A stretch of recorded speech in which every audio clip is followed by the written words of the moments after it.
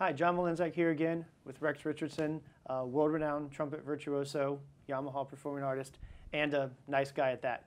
So we're here talking about practicing. In this segment, we're going to dig into something that is essential, is the metronome, and more specifically, using some of the click features in recording software like Studio One to sort of elevate and create more realistic experiences for practice. We talked about this yesterday about the idea of having a metronome versus practicing with a click in this way.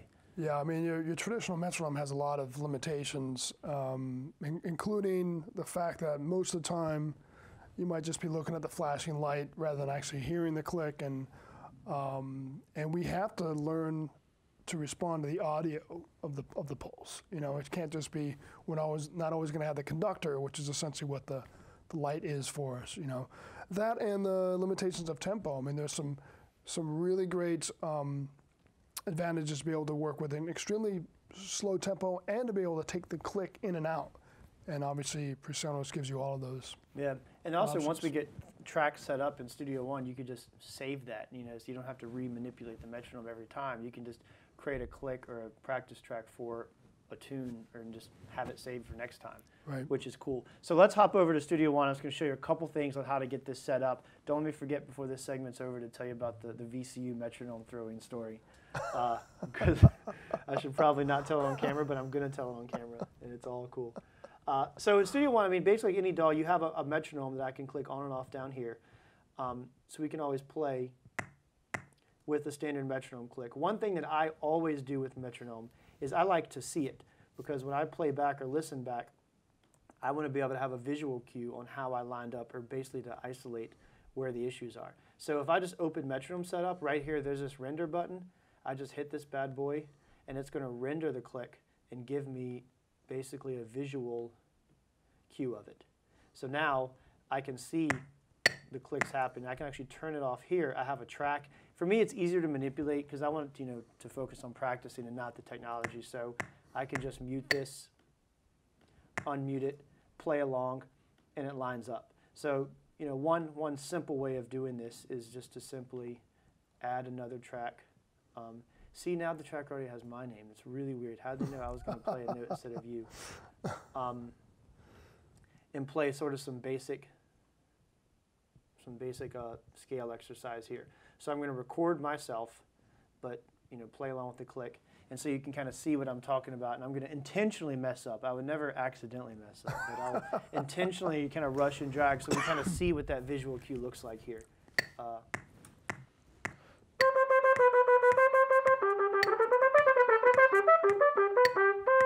So I kind of was all over the place a little bit. But you see, you start off with some 16ths. But I can, the cool thing is, like, I can look at this and already tell where I'm lining up with the click. Like by this, and it tells me, measure 2, beat 3. I was already off.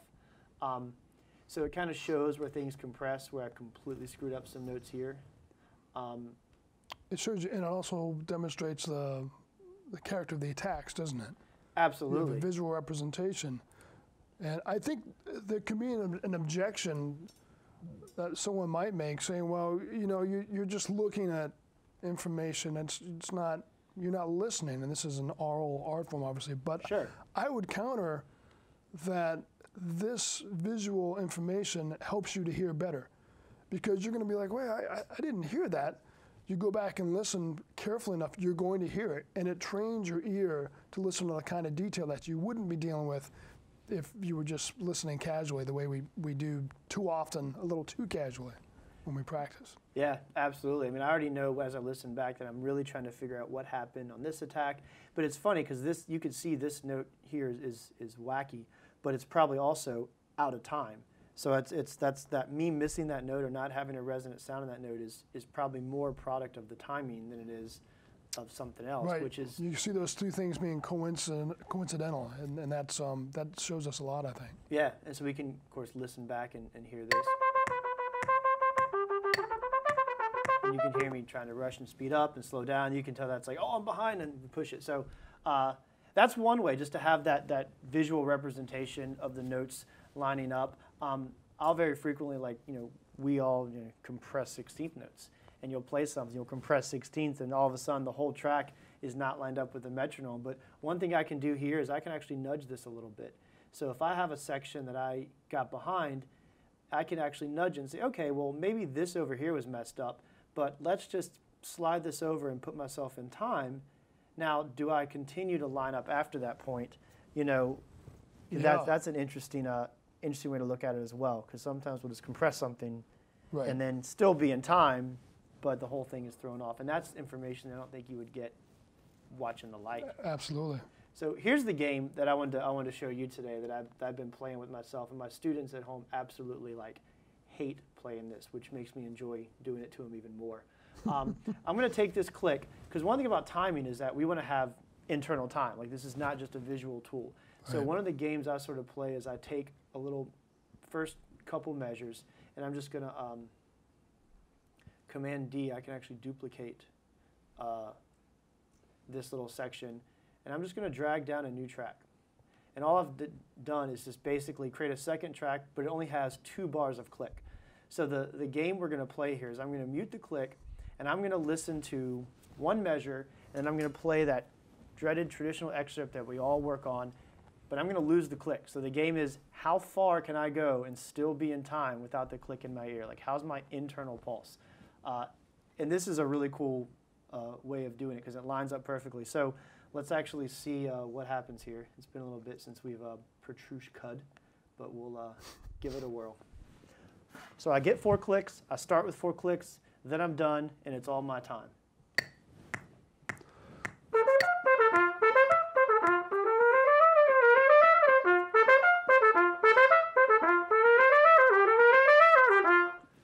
It's probably enough to get off time. So now we can always listen back.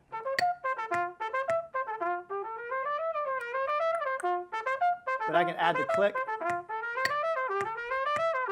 You see how far ahead I ended up. And I ended up almost a beat ahead. Actually, exactly a beat ahead. That's pretty precise. Yeah, exactly. So the question is, if I was just playing with a metronome, I have students sometimes, they get a beat ahead. They don't even realize because they're just listening to a click. Because they line up again. Once they line up again, they don't realize what they've done. This shows you exactly what you've done. So now we can go back and try to figure out what in the world happened. And then that's a good part of it right there. And I push all the way to the end. So I got through about a measure.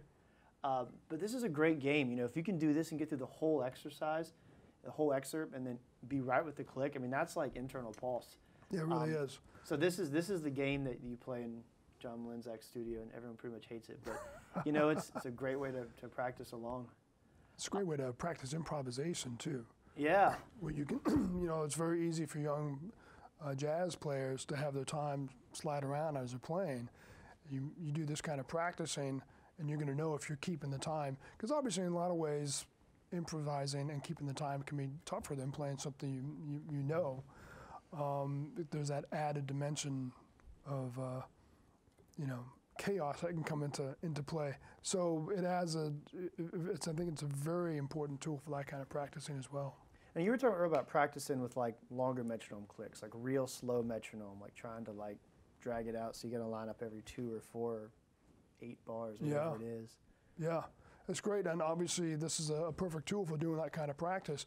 For me, when I use a traditional metronome, I can't get that. I can, a lot of them will only go down to 40 or 30 beats per minute for one thing, and you don't have the control to manipulate the process as much as you do here.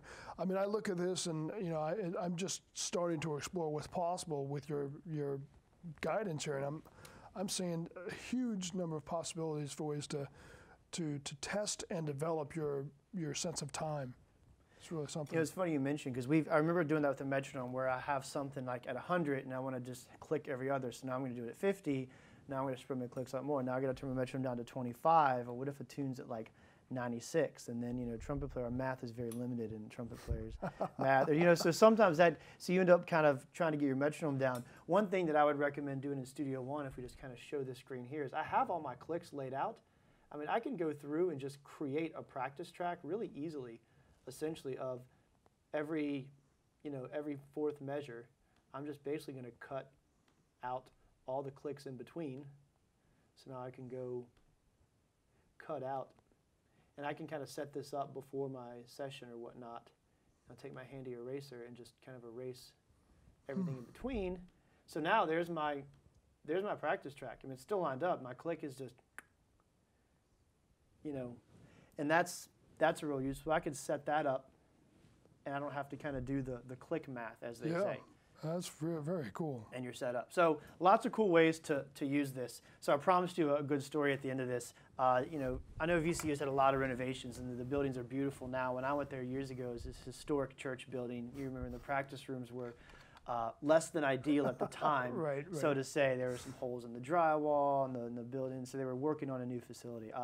But man, and of course, you know, when you're a young trumpet player in school, we are never wrong. You know, I obviously knew everything then, and then I grew up and realized I didn't. Sorry for all that headache, by the way, I caused you. I'm sure there's some gray hairs there that are my fault, but you know, we used to get. You were a joy, John, all the way through. Yeah. So we used to, a lot of us, friends of ours, Dave and all these guys, we'd get like the cheapest metronome we could find at the store, and we get like, you mad, you know? It's like, one time, we just throw it.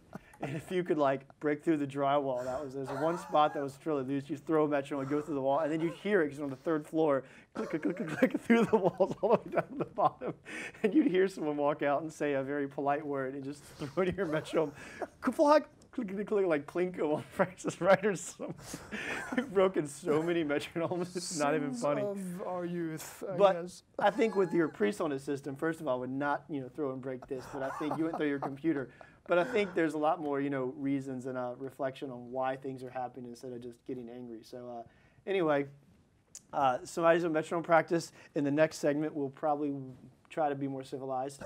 And we'll look at some ideas of tone and articulation and using a tuner and how to just, you know, take a performance of an etude or a student playing in a lesson and actually show them and direct their ears more to what's going on. So stay tuned for the next segment.